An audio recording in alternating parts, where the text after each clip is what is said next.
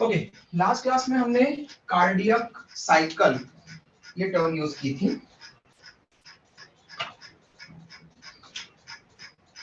Cardiac cycle हमने कहा था 0.8 सेकंड में कार्डियक साइकिल कंप्लीट होता है। कार्डियक साइकिल मतलब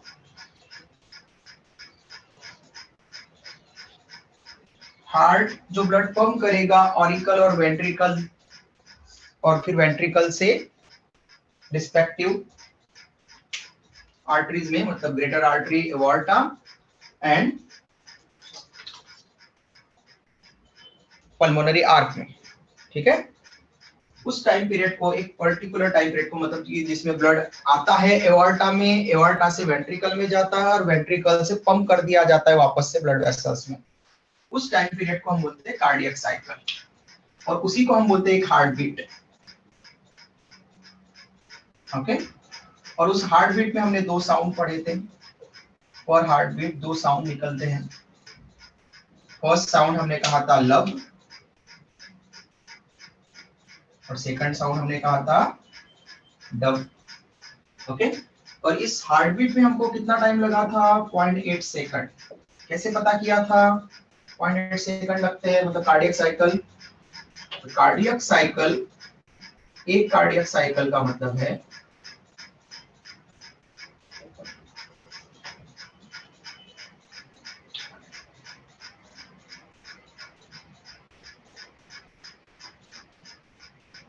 एक मिनट में कितनी हार्ट बीट्स वहां पर है?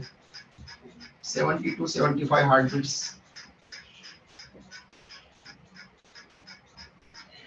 ओके, तो एक मिनट में कितनी हार्ट बीट्स वहां पर हो जाती है, तो हमें पता चल जाएगा कि एक हार्ट बीट का टाइम पीरियड कितना है। ओके बेटा, एक हार्ट बीट में कितना टाइम पीरियड है? तो इस तरह से हम जब इसको डिवाइड करेंगे तो एक हार्ट बीट में अबाउट 8 सेकंड पर हार्ट बीट।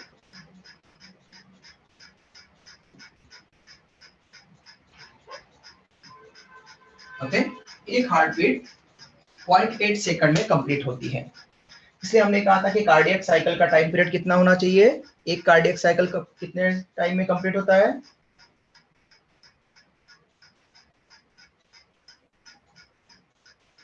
एक कार्डियक साइकिल कितने टाइम पीरियड में कंप्लीट होता है? क्या आंसर आया? 0.8 सेकंड। ओके, 0.8 सेकंड में एक हार्ट बीट कंप्लीट होती है, और एक हार्ट बीट जितने में कंप्लीट होती है उसको हम बोलते हैं कार्डियक साइकिल। क्योंकि कार्डियक साइकिल में ब्लड एवॉर्टा में आएगा, एवॉर्टा से वेंट्रिकल्स में, और वेंट्रिकल से वापस से ऑरिकल्स में आएगा, oxygenated and deoxygenated blood simultaneously. फिर bicuspid and tricuspid valve open होंगे ऐसे नोड के सिग्नल के कारण, और वेंट्रिकल्स फुल होंगे। वेंट्रिकल्स फुल हो जाने के कारण एवी नोड से जो सिग्नल जा रहा है उसके कारण वेंट्रिकल्स का कॉन्ट्रैक्शन होगा, Purkinje fibre, bundle of His and Purkinje fibre पर जाने के कारण सिग्नल के इंपल्स के वेंट्रिकल्स कॉन्ट्रैक्ट होंगे, और वेंट्रिकल्स कॉन्ट्रैक्ट होकर के वो रिस्पेक्टिव आर्टरीज में ब्लड पंप कर रहे हैं। तो इसके लिए पूरा टाइम लगता है 0.8 सेकंड। ओके, सेकंड टर्म है cardiac output. Cardiac output. Okay, output ये टर्म तो आपको पता ही होगी कि कोई भी अगर एक ऑर्गेनाइजेशन है उसमें आउटपुट मतलब प्रोडक्शन कितना हो रहा है, ओके, उसको हम कंसीडर करते हैं आउटपुट। तो कार्डियक आउटपुट कितना है? कार्डियक आउटपुट निकालने के लिए हमें कार्डियक आउटपुट कितने टाइम में निकाले, पहले तो ये भी कंसीडर कर लेना चाहिए, है ना। जनरली प्रोडक्शन किसी भी ऑर्गेनाइजेशन में होता है तो वो एक फाइनेंशियल ईयर में, मतलब पूरे होल ईयर में कंसीडर करते हैं। तो कार्डियक आउटपुट हम पर मिनट में निकालते हैं। ओके, कार्डियक आउटपुट के लिए यूनिट है पर मिनट। एक मिनट में कितना हार्ट आउटपुट देता है? ओके, हार्ट कितना आउटपुट देगा एक मिनट में?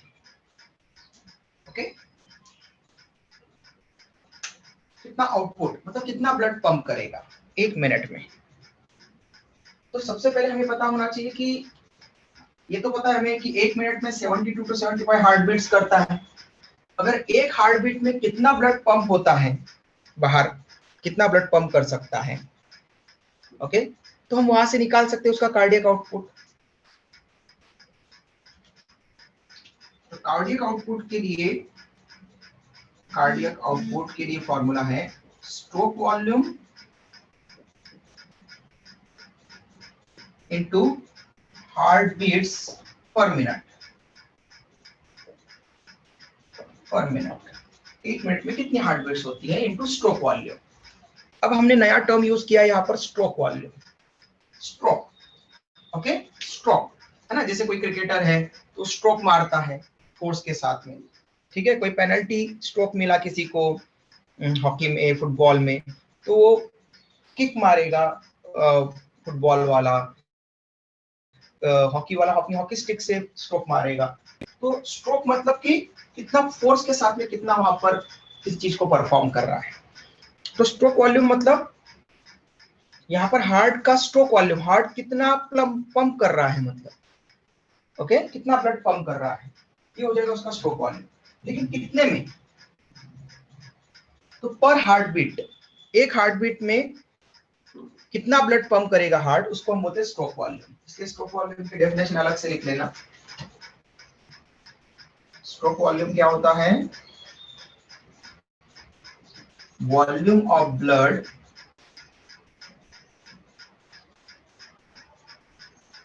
pumped by each ventricles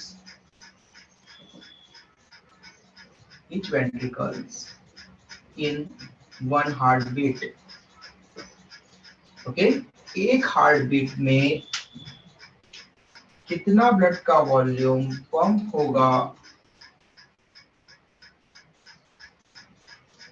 हर एक वेंट्रिकल से, उसको हम बोलते हैं स्ट्रोक वॉल्यूम। समझ में आया क्या बेटा स्ट्रोक वॉल्यूम?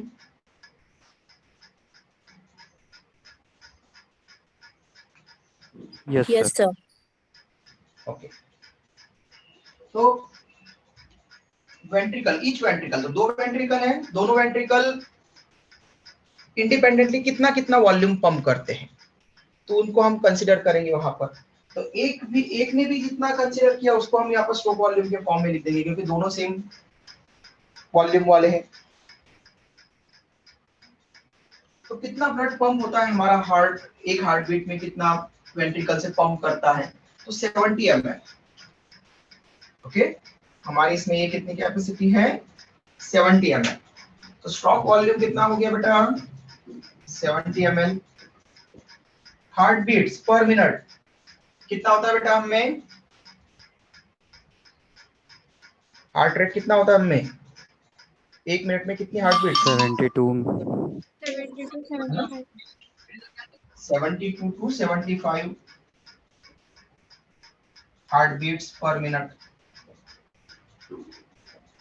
1 मिनट में इतनी हार्ट बीट्स, तो ये heart beats per minute 72 to 75 ये आ गया, और ये 70। इसका मतलब है कि इससे अगर हम मल्टीप्लाई करेंगे तो मिनिमम वैल्यू आ जाएगी यहाँ पर 70 इंटू 72, मिनिमम वैल्यू कितनी आ जाएगी, ऐसा कर लेते हैं 72 डिवाइड इंटू 72 इंटू 70, 5040 तो 0, 7 2 जा 14, ओके, 7 7 जा 49 प्लस 150, 5040 ये मिनिमम, और 75 मैक्सिमम नॉर्मल हार्ट में, तो 75 इंटू 70, 0, 7 5 जा 35, 7 7 जा 49 प्लस 3, तो 5040 ml to 5250 ml, मतलब अबाउट 5 लीटर, ठीक है, 5 लीटर, दैट इज 5 लीटर पर मिनट, ओके, 1 मिनट में, है ना। स्ट्रोक वॉल्यूम तो यूनिट के बराबर लिखनी है आपको, कितने ml ब्लड पर मिनट पंप करेगा। तो एक वेंट्रिकल 70 ml ब्लड पंप करता है, दोनों वेंट्रिकल 70 पंप करते हैं, लेकिन डीऑक्सीनेटेड अलग और ऑक्सीनेटेड अलग जाएगा। ठीक है, तो एक वेंट्रिकल का आपको कंसीडर करना है स्ट्रोक वॉल्यूम 70 ml, तो 70 ml ब्लड वहां पर पंप हो रहा है और 72 to 75 heart beats per minute वहां पर एवरेज हार्ट बीट है नॉर्मल। तो अबाउट 5 लीटर ब्लड हम पंप करते हैं 1 मिनट में। ये हो गया कार्डियक आउटपुट। स्क्रीनशॉट ले लो बेटा, और किसी को अगर कोई डाउट है तो पूछ लो।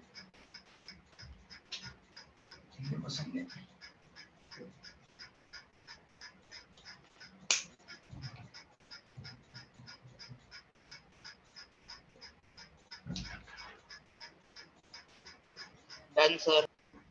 Done, very good, done sir. Good.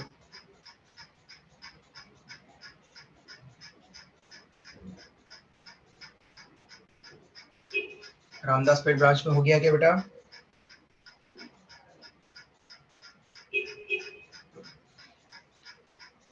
Done sir. Ramdaspeth branch से रिप्लाई नहीं आया।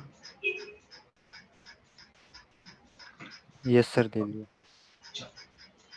ये हो गया कार्डियक आउटपुट, मतलब हार्ट कितना आउटपुट देता है, 1 मिनट में कितना ब्लड पंप करता है। इसको हमने कहा stroke volume into average heart beat rate. Stroke volume मतलब वेंट्रिकल कितना ब्लड पंप करेंगे एक हार्ट बीट में, उसको बोलते हैं स्ट्रोक वॉल्यूम।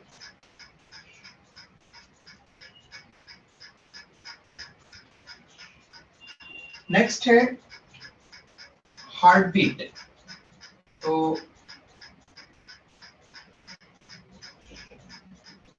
हार्ट बीट, तो सिंगल हार्ट बीट को वहां पर हम रिप्रेजेंट कर सकते हैं, और हर heart beat next heart beat का नॉर्मल कंडीशन में कॉपी होता है। ओके, कॉपी होता है हर एक हार्ट बीट में वहां पर। तो इनको वेव्स के फॉर्म में हम दिखा सकते हैं। ओके, हार्ट बीट कैसे हो रही है, तो इनको हम वेव्स के फॉर्म में हम रिप्रेजेंटेशन कर सकते हैं, ग्राफिकल रिप्रेजेंटेशन रहेगा। ठीक है, वेव फॉर्म में हार्ट बीट का जब हम ग्राफिकल रिप्रेजेंटेशन करेंगे वेव्स के फॉर्म में, उसको बोला जाता है इलेक्ट्रोकार्डियोग्राम। ओके, तो उसको बोलते हैं ईसीजी, इलेक्ट्रोकार्डियोग्राफ। और जो मशीन होती है, ओके, ग्राफिकल रिप्रेजेंटेशन को बोलेंगे इलेक्ट्रोकार्डियोग्राफ। जो मशीन होती है, एपरेटस, जिसके हेल्प से ईसीजी हम बनाएंगे, उस एपरेटस को भी बोलते हैं ECG machine, electrocardiogram machine. Okay, उस मशीन का नाम लिखते समय हम ग्राफ नहीं लिखेंगे, ग्राम लिखेंगे। इलेक्ट्रोकार्डियोग्राम, मैंने जानबूझकर के ईसीजी को कैपिटल में लिखा है वहां पर। ठीक है, तो इलेक्ट्रोकार्डियोग्राम उस मशीन को बोलेंगे, और जो हम एक रिप्रेजेंटेशन करेंगे उसको ग्राफिकल रिप्रेजेंटेशन वेव्स के फॉर्म में जो दिखाएंगे उसको बोलेंगे इलेक्ट्रोकार्डियोग्राफ। ओके, ध्यान रखना। तो जिस एपरेटस से इलेक्ट्रोकार्डियोग्राफ बनाए जाते हैं उस मशीन को इलेक्ट्रोकार्डियोग्राम बोलते हैं। ये हार्ट बीट, हार्ट बीट में एक हार्ट बीट में 0.8 सेकंड लगते हैं, हम पढ़ चुके हैं। एक सिंगल हार्ट बीट के लिए 0.8 सेकंड लगेंगे। ओके, 0.8 सेकंड लगेंगे एक हार्ट बीट के लिए।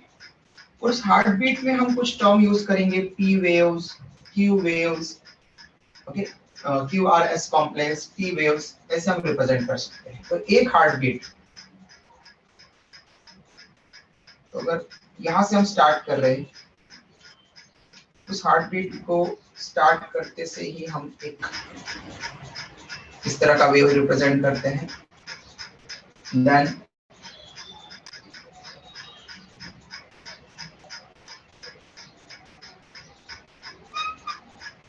अब यहाँ पर ध्यान देना, Q वाला जो कॉम्प्लेक्स है वो थोड़ा ज्यादा बड़ा रहेगा, ये S वाले के कंपैरिजन में S थोड़ा सा छोटा रहेगा। यहाँ पर ये ज्यादा बड़ा, ज्यादा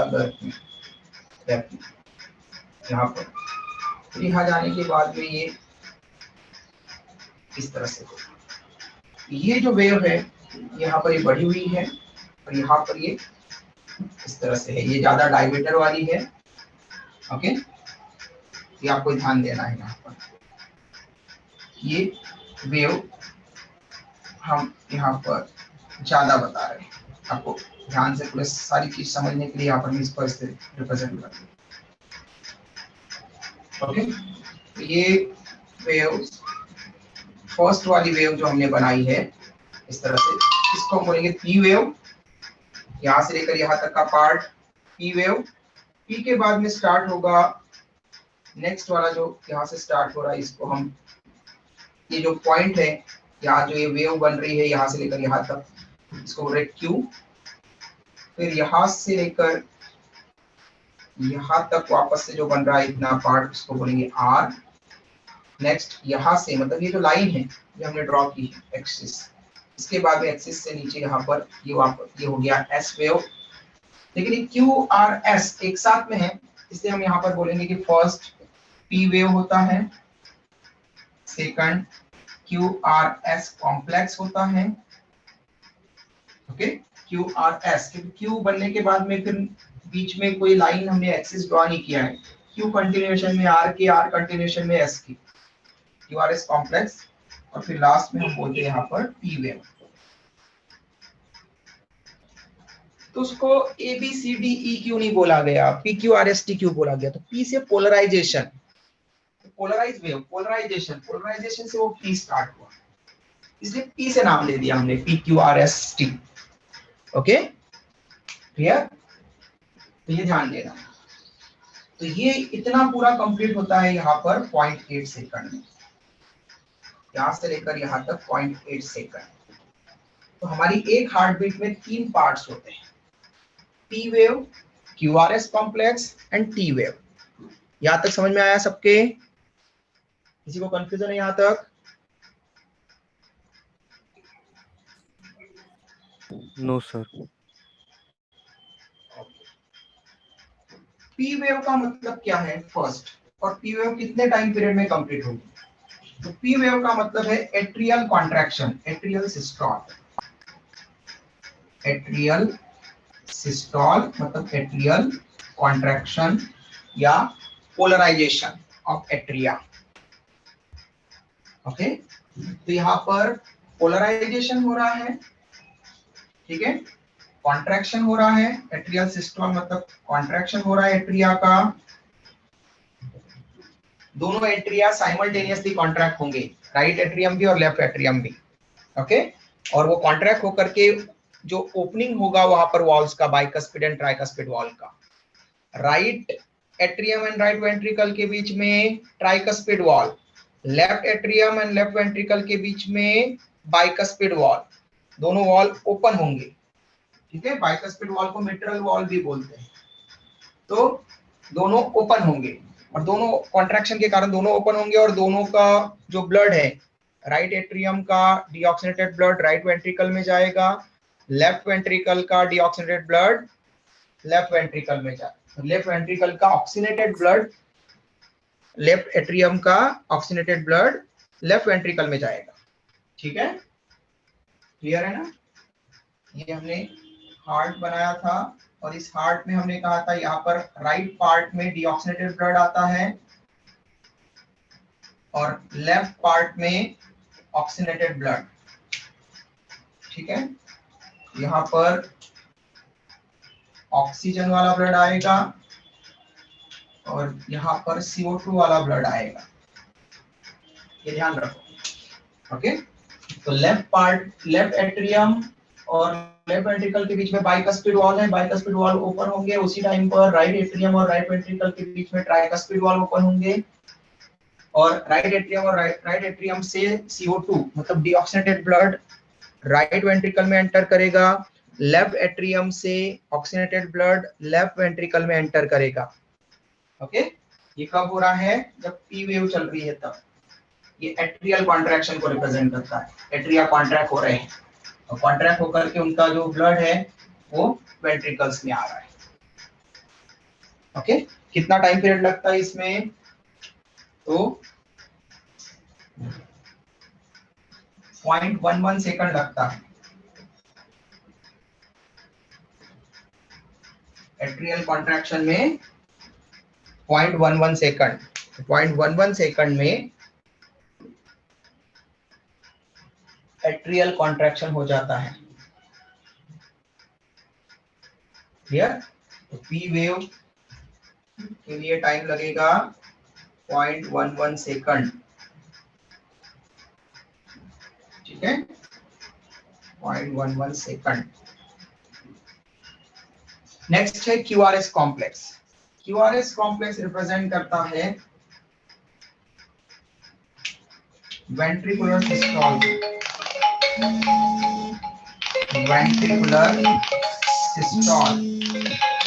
ओके, मतलब वेंट्रिकल्स में सिस्टोल को, वेंट्रिकुलर कॉन्ट्रैक्शन को। तो यहां से लेकर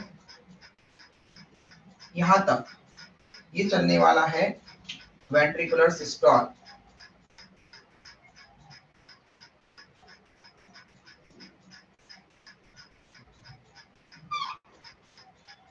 यहां से यहां तक ये चलने वाला है वेंट्रिकुलर सिस्टोल। और वेंट्रिकुलर सिस्टोल में अब क्यू, फिर आर, फिर एस। ठीक है, यहां तक वेंट्रिकुलर सिस्टोल मतलब वेंट्रिकल्स कॉन्ट्रैक्ट होंगे। अब वेंट्रिकल्स कॉन्ट्रैक्ट होंगे मतलब वेंट्रिकल्स अब कॉन्ट्रैक्ट होकर के वो अपना ब्लड पंप करेंगे एओर्टा एंड पल्मोनरी आर्क में। डीऑक्सीनेटेड ब्लड पंप होगा राइट वेंट्रिकल से पल्मोनरी आर्क में, और ऑक्सीनेटेड ब्लड पंप होगा लेफ्ट वेंट्रिकल से एओर्टा में।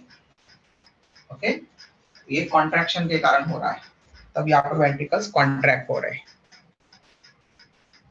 इसको कितना टाइम लगता है क्यूआरएस वेव को कंप्लीट होने में, मतलब पूरे वेंट्रिकल्स के कॉन्ट्रैक्शन में? 0.33 सेकंड। तो 3 टाइम्स ज्यादा टाइम लगा वहां पर एट्रिया के कंपैरिजन में वेंट्रिकल्स में, क्योंकि एट्रिया से ही साइनो ऑरिकुलर नोड से ही इंपल्स निकल रहे हैं, एट्रियम फुल होने के बाद में सिग्नल निकल रहे हैं और उसी टाइम पर कॉन्ट्रैक्शन स्टार्ट हो रहा है, इसलिए जल्दी से वहां पर कॉन्ट्रैक्शन हो रहा है। बट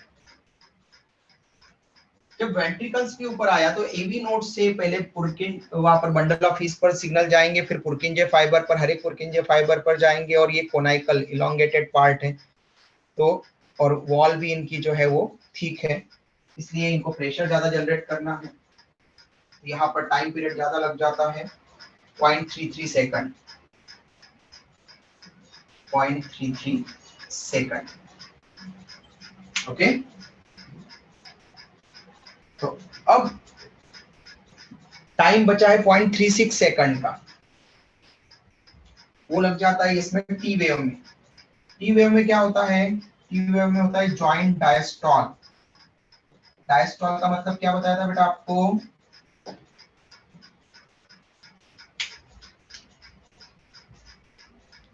सिस्टोल का कॉन्ट्रैक्शन बताया था और डायस्टॉल का क्या बताया था? रिलैक्सेशन। रिलैक्सेशन। तो अब यहाँ पर रिलैक्सेशन होगा, लेकिन रिलैक्सेशन किस किस का होना चाहिए?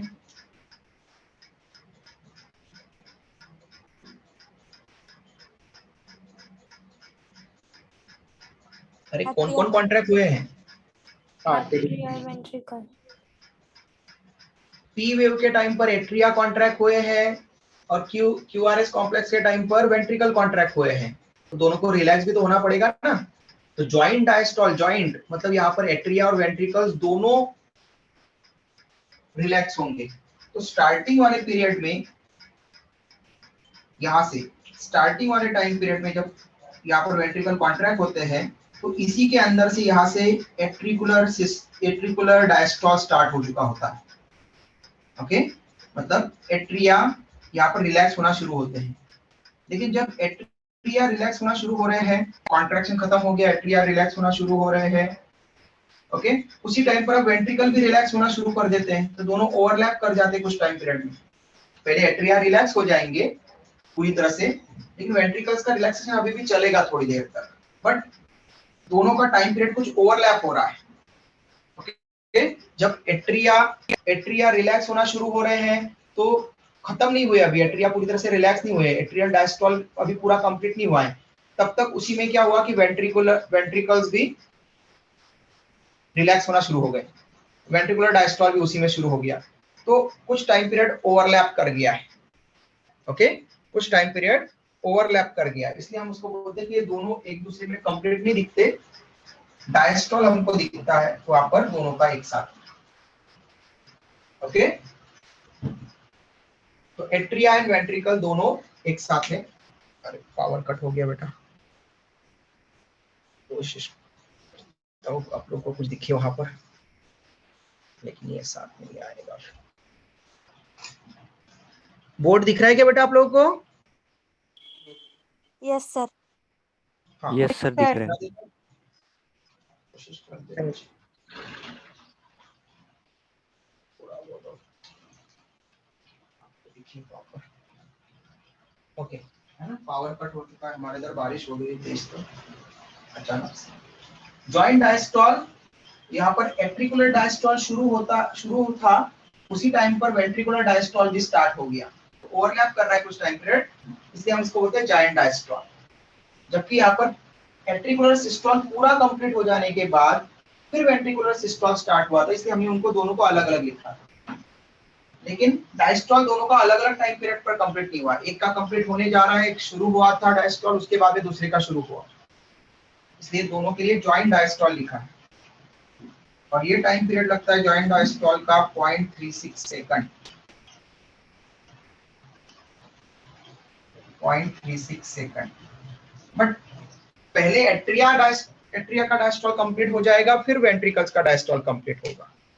ओके, लेकिन दोनों एक एट्रियल डायस्टॉल कंप्लीट होने के पहले वेंट्रिकुलर डायस्टॉल स्टार्ट हो चुका है, इसलिए हमने उसको दोनों को साथ में लिखा।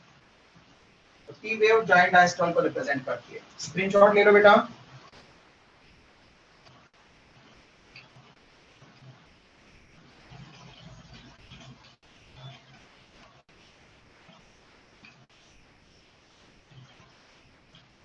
Done sir.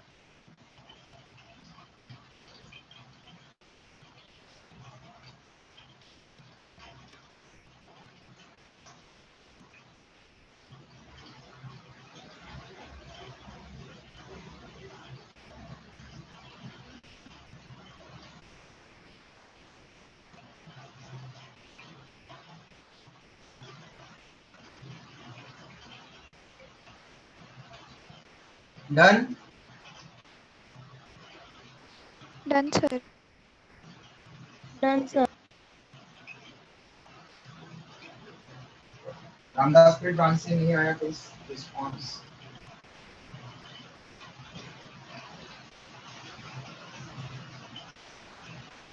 Done sir. Okay, अब देखो बेटा, सिस्टॉल और डायस्टॉल हो रहा है, सिस्टॉल के कारण कॉन्ट्रैक्शन होगा और डायस्टॉल के कारण रिलैक्सेशन होगा। तो ब्लड पंप कब हो रहा है, हार्ट से ब्लड पंप कब हो रहा है, सिस्टॉल के टाइम पर कि डायस्टॉल के टाइम पर?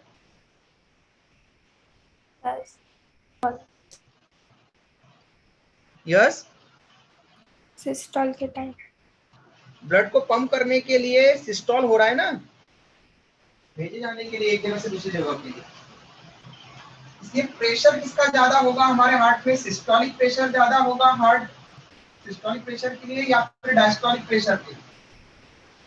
Systole. अरे जैसे हमारा लंग्स है, तो जब हमने लंग्स के बारे में पढ़ा था तो हमने कहा था कि लंग्स के ऊपर प्रेशर है, लेकिन जब हम इनहेलेशन करते हैं, इनहेलेशन, तो इनहेलेशन करने के लिए वो ज्यादा फूलना चाहिए, फूलने के लिए उसके ऊपर -2 mmHg का प्रेशर लगना चाहिए, मतलब 2 mmHg का प्रेशर कम होना चाहिए उसमें, तब ज्यादा उसको लंग्स को फूलने के लिए जगह है। ओके, उसी तरह से हार्ट के ऊपर भी कुछ प्रेशर वहां पर अप्लाई होगा, तो हार्ट का सिस्टोलिक प्रेशर भी होगा और डायस्टोलिक प्रेशर भी होगा। ओके, कॉन्ट्रैक्ट होते हुए भी प्रेशर होगा और रिलैक्स होते हुए भी, लेकिन ब्लड कब पंप किया जा रहा है, आर्टरीज में ब्लड पंप कब किया जा रहा है, जब कॉन्ट्रैक्शन हो रहा है।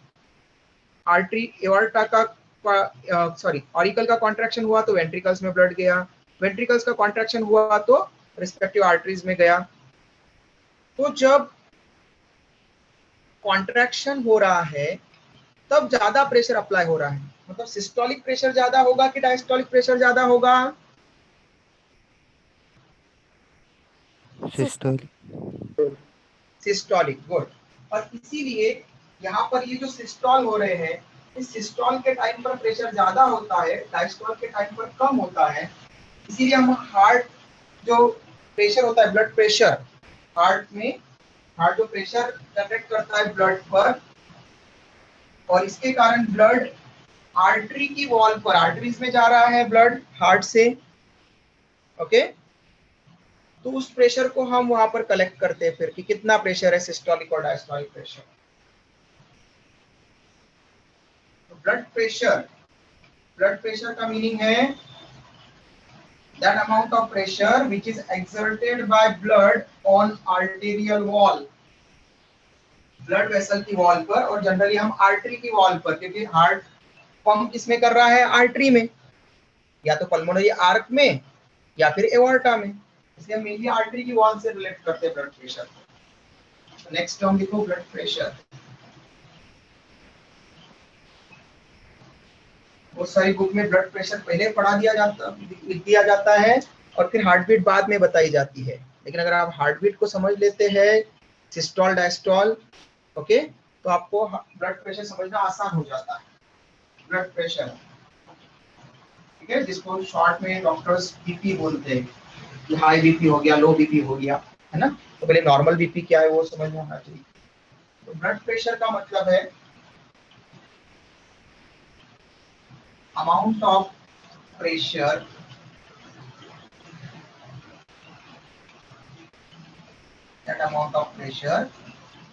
which is exerted by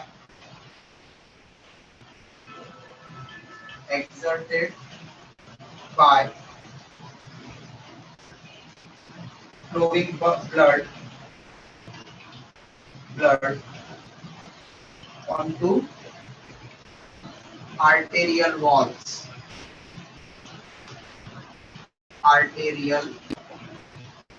walls after pumping by heart। Okay, जब हार्ट ब्लड पंप कर रहा है तो आर्टरी की वॉल पर, ठीक है, आप ब्लड वेसल भी लिख सकते हैं, आप आर्टेरियल वॉल अगर आपके ऑप्शन में नहीं दिया हो तो आप ब्लड वेसल भी लिख सकते हैं। तो आर्टरी की वॉल पर जितना प्रेशर एक्सर्ट होगा ब्लड के कारण, ब्लड से, उतना फ्लोइंग ब्लड से, उतने को हम बोलेंगे उसका ब्लड प्रेशर। अब यहाँ पर दो तरह के प्रेशर एक्सर्ट होते हैं फिर, एक होता है सिस्टोलिक प्रेशर, और जब हम इसको सिस्टोलिक प्रेशर को मेजर करते हैं तो ये आता है नॉर्मल पर्सन में। ओके, नॉर्मल पर्सन में सिस्टोलिक प्रेशर अबाउट होता है 120 mmHg high. Okay, systolic pressure ज्यादा रहेगा। डायस्टोलिक प्रेशर 120 से ज्यादा आएगा कि कम आएगा नॉर्मल पर्सन में? कम होना चाहिए ना डायस्टोलिक, ओके, रिलैक्सेशन का है। तो डायस्टोलिक प्रेशर नॉर्मल पर्सन में फिर 80 mmHg होता है। Hg मतलब वहां पर मर्क्यूरी का कॉलम में मेजर कर रहे हैं। तो हम इसको कैसे मेजर करते हैं? तो एपरेटस जो यूज करते हैं, apparatus used for measuring blood pressure क्या है बेटा? वो स्पिग्मोमैनोमीटर, स्पिग्मो मैनोमीटर। ओके, उस एपरेटस को हम बोलते हैं स्पिग्मो मैनोमीटर। बीपी की जो मशीन होती है ना, उसका नाम है स्पिग्मो मैनोमीटर। जैसे हार्टबीट तक, हार्टबीट के लिए कौन सी मशीन होती है? स्टेथोस्कोप, है ना। डॉक्टर लोग ऐसे स्टेथोस्कोप पहन करके रखते हैं ना, तो वो स्टेथोस्कोप हार्टबीट मेजर करने के लिए, हार्टबीट सुनने के लिए, हार्ट साउंड सुनने के लिए।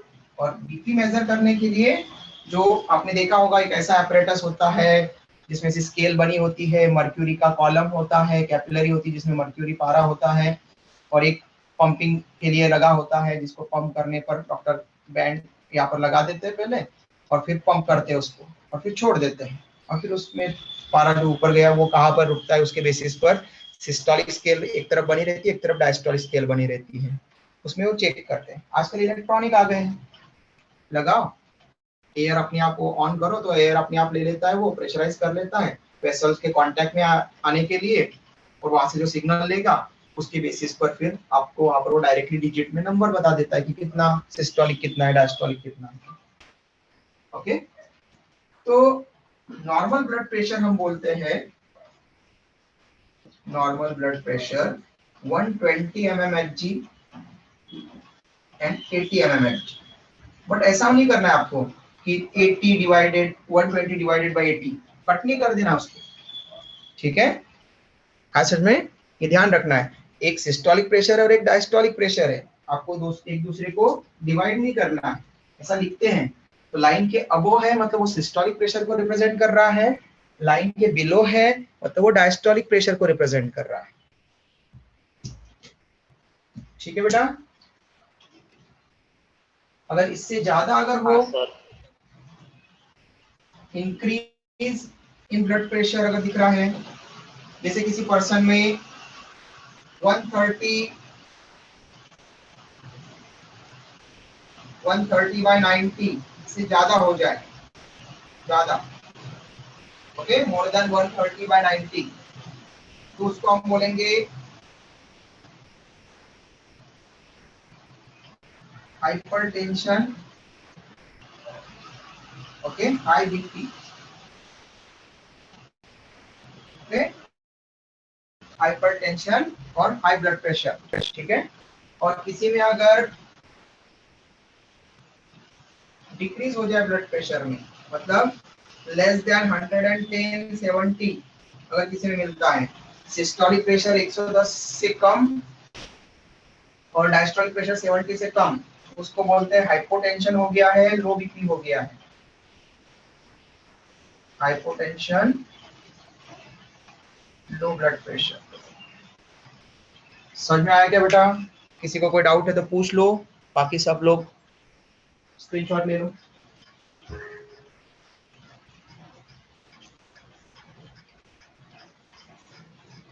Done.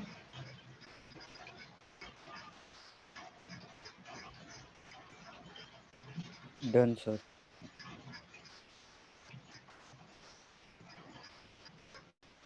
Done sir. Done sir. Good.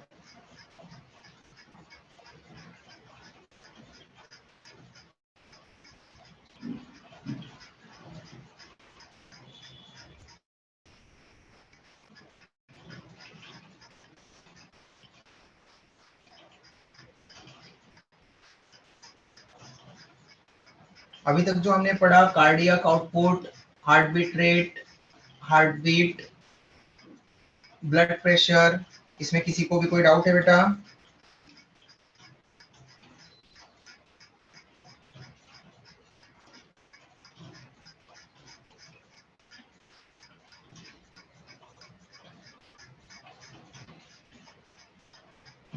Electrocardiogram, हाँ सर, उसको वो हार्ट की मतलब मॉनिटरिंग करने में मदद करता है वो। हाँ तो कोई डाउट है क्या? नहीं पूछना सर। है?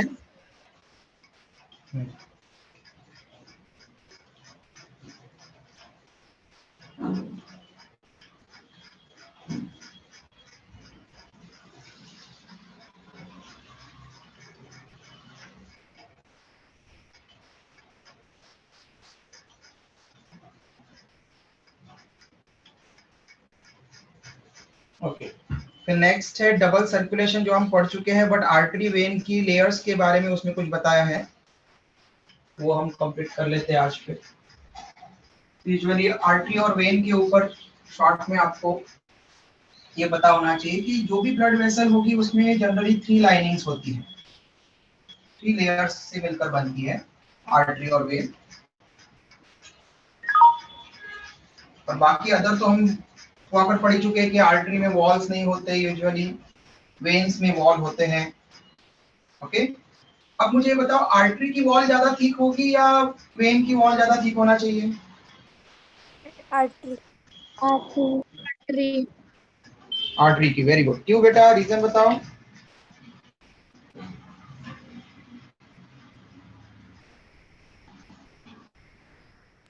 उसमें से ब्लड फ्लो। आवाज थोड़ा सा जोरों से बोलो बेटा, बताओ। ब्लड ज्यादा प्रेशर के साथ एंटर करता है। Yes, very good. ठीक है, आर्टरी में देखा अभी कि पल्मोनरी आर्क हो, मतलब right and left pulmonary artery वाली मेन वेसल, या फिर एवार्टा, उसमें पंप किया जा रहा है ब्लड को। ओके, वेन के अंदर तो ऑर्गन से जो ब्लड है वो वापस आ रहा है, तो प्रेशर किसके पास में ज्यादा था? आर्टरीज के पास में। तो डायरेक्ट हार्ट के पास में जो ब्लड लेने वाली है वेंट्रिकल से कांटेक्ट में, वो है आर्टरीज।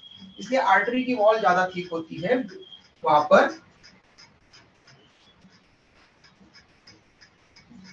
वेन के कंपैरिजन में, ध्यान रखना। ओके, ब्लड वेसल्स जनरली जो आर्टरी या वेन्स होती है,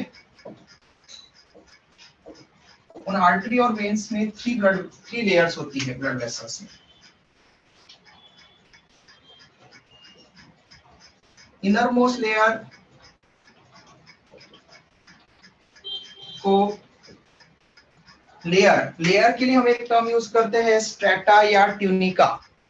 ओके, ये ध्यान रखना, लेयर्स के लिए स्ट्रेटा या ट्यूनिका लेयर हम टर्म यूज करते हैं। तो यहाँ पर ट्यूनिका, स्ट्रेटा मतलब एक लाइन में पूरा अगर ऐसा हो तो उसको लिए हम स्ट्रेटम बोलते हैं।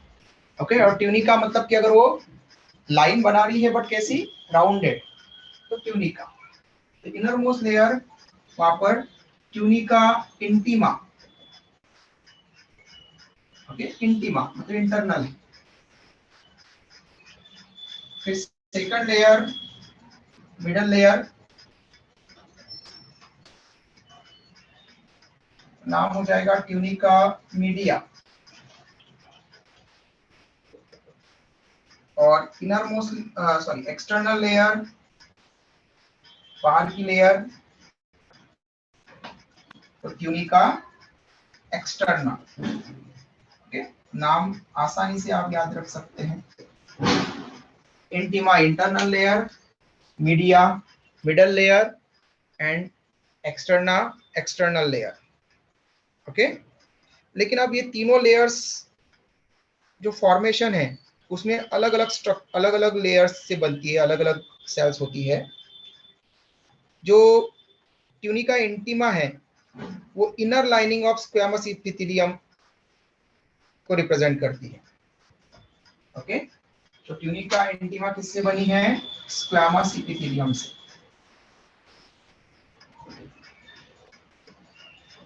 Okay, inner lining of squamous epithelium, ये रिप्रेजेंट करता है ट्यूनिका इंटरना को।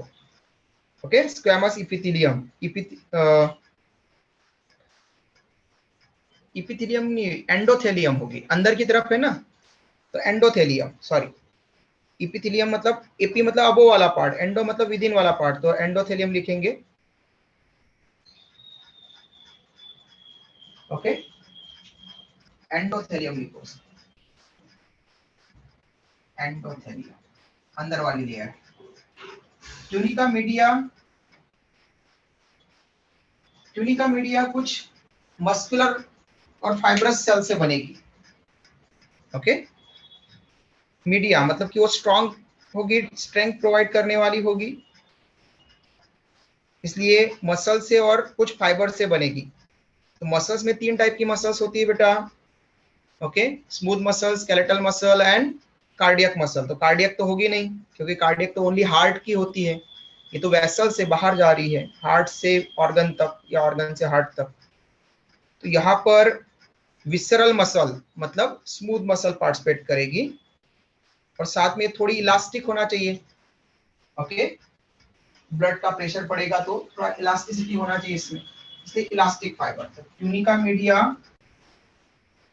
विसरल मसल से बनेगी, विसरल और smooth muscle composed of visceral smooth muscles and fibres इसमें लगेंगे इलास्टिक फाइबर। ठीक है, इलास्टिक फाइबर्स। अब लास्ट में है ट्यूनिका एक्सटर्ना मतलब बाहर वाली लेयर। तो वेसल्स की बाहर वाली लेयर किससे बनना चाहिए? तो थोड़ा सा उसमें प्रोटेक्शन होना चाहिए। एपिथेलियम। हाँ, प्रोटेक्शन के लिए वहां पर जनरली इपिथेलियम काम आती है। ओके, तो फाइब्रस कनेक्टिव टिश्यू और कोलेजन फाइबर प्लस इपिथेलियम, इनका ये पार्ट रहेगा।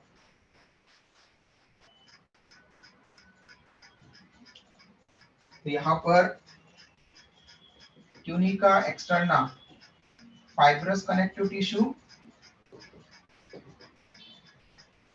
प्लस यहाँ पर collagen fibres, collagen most abundant protein of animal world, इसको बोलते हैं हम कोलेजन, कोलेजन फाइबर्स जो ग्राउंड मटेरियल बनाएगा, उससे नई सेल्स बन सकती है, स्ट्रक्चर बन सकते हैं, कोलेजन फाइबर्स। ओके, ठीक है, स्क्रीनशॉट ले लो बेटा।